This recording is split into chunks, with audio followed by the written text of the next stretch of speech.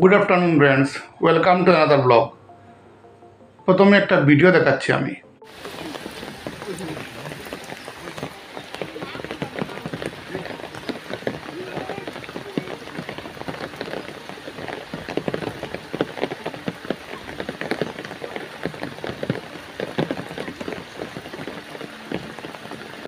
এবার এই যে ভিডিওটা দেখলেন, এই ভিডিওটা হলো একজন শিক্ষিকা এবং আরও এক দুজন শিক্ষক আজকে সকালবেলা স্কুলে যাচ্ছিলেন।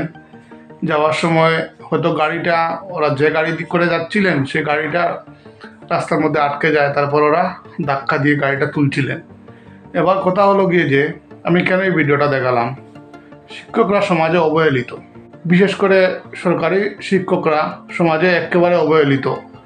ওদের না ঊর্ধ্বতন কর্তৃপক্ষ থেকে ওরা সম্মান পান, না যে গ্রামাঞ্চলে ওরা চাকরি করেন সেই গ্রামে ওরা সম্মান পান, না সঠিকভাবে সাম্মানিক ওদের দেওয়া হয় সরকারের তরফ থেকে।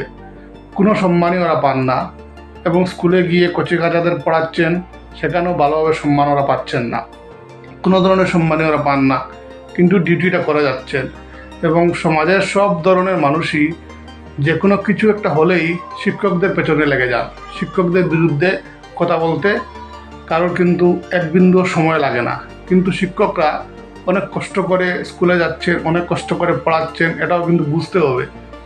এটা কিন্তু সত্যিই বুঝতে হবে, না বুঝলে কিন্তু এটা কিন্তু একদম শিক্ষকদের প্রতি একটা সঠিকভাবে করা হচ্ছে না। এবার কথা হলো গিয়ে যে এই যে রাস্তাঘাটের ব্যাপার, বর্ষার সিজন শুরু হয়েছে, প্রত্যেক দিন সকালবেলা রাত্রিবেলা বৃষ্টি হচ্ছে। সকালবেলা আজকে তো 10টা পর্যন্ত বৃষ্টি ছিল, এক নাগাড়ে বৃষ্টি হচ্ছিল। পথঘাটের যে অবস্থা হচ্ছে, প্রশাসনের তরফ থেকে বা সরকারের তরফ থেকে অনেক বড় বড় কথা বলা হয়, রাস্তাঘাটে সংস্কার করা হয়েছে, এই হয়েছে সেই হয়েছে। শুধুমাত্র ন্যাশনাল হাইওয়েগুলোকে বাদ দিয়ে দিলে গ্রামাঞ্চলের যে রাস্তাগুলো, এগুলোর অবস্থা কিন্তু একদম খারাপ। এগুলো সংস্কারের খুবই প্রয়োজন। মানুষ কিন্তু অনেক কষ্ট করে চলাফেরা করছেন, এবং এটা কিন্তু একবিংশ শতাব্দীতে এসে ভারতবর্ষের এরকম রাস্তাঘাট, এটা কিন্তু মেনে নেওয়া যায় না, একদমই মেনে নেওয়া যায় না। এটা একটা বিহিত ব্যবস্থা সরকারকে করতেই হবে।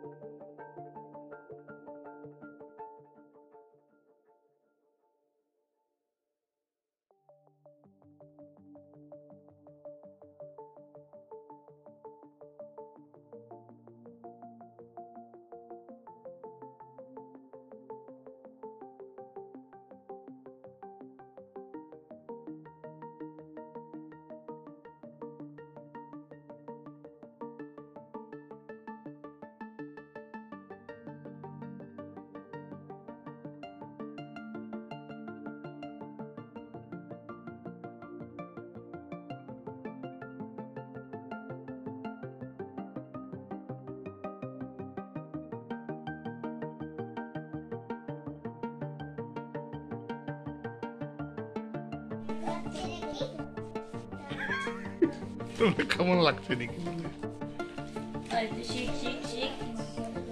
তোমরা কিতাব পড়ায় রে?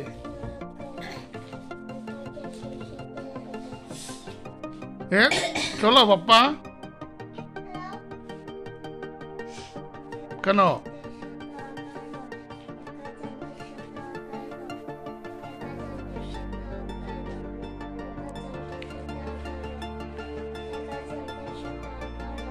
কিতাব পড়বে তুই তা?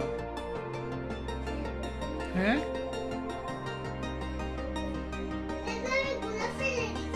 কি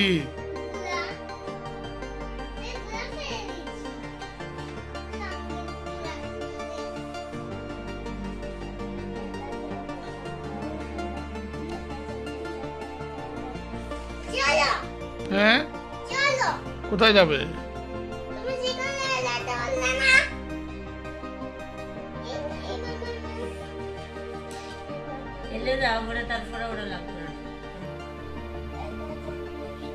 তাতেই লাগাও।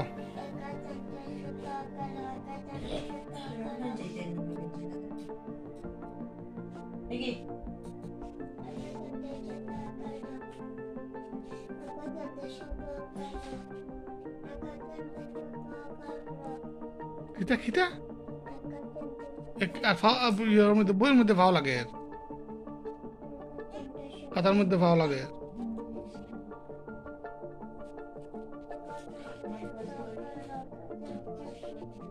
ভিতরে গেঞ্জিটা ঢুকে দো। আসো বাপ্পা।